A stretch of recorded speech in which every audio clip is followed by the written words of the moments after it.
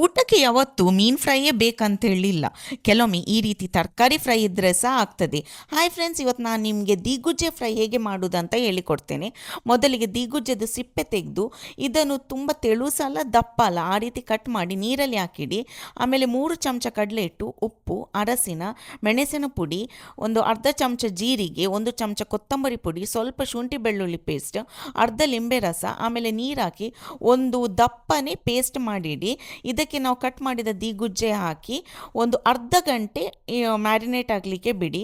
ಅರ್ಧ ಗಂಟೆ ನಂತರ ಒಂದು ಕಾವಲಿಗೆ ಸ್ವಲ್ಪ ತೆಂಗಿನ ಎಣ್ಣೆ ಹಾಕಿ ಎರಡೂ ಬದಿ ಈ ದೀಗುಜ್ಜೆಯನ್ನು ಫ್ರೈ ಮಾಡಬೇಕು. ದೀಗುಜ್ಜೆಗೆ ಇಂಗ್ಲಿಷಲ್ಲಿ ಬ್ರೆಡ್ ಫ್ರೂಟ್ ಹೇಳ್ತಾರೆ ಹಾಗೂ ಕನ್ನಡದಲ್ಲಿ ದೀವು ಹಲಸು ಅಂತ ಹೇಳ್ತಾರೆ. ಇದು ಹೆಚ್ಚಾಗಿ ಈ ಮಳೆಗಾಲ ಮತ್ತು ಸೆಕೆಗಾಲ ಟೈಮಲ್ಲಿ ನಮ್ಮ ತುಳುನಾಡಲ್ಲಿ ಸಿಗ್ತದೆ. ಈ ಫ್ರೈ ಹೊರಗಿಂದ ಕ್ರಿಸ್ಪಿಯಾಗಿ ಒಳಗಿಂದ ಸಾಫ್ಟ್ ಆಗಿ ತುಂಬ ಟೇಸ್ಟ್ ಆಗಿರ್ತದೆ. ಒಮ್ಮೆ ಇದನ್ನು ಟ್ರೈ ಮಾಡಿ ಮತ್ತೆ ಹೇಗಾಯ್ತಂತ ನನಗೆ ಹೇಳಿ.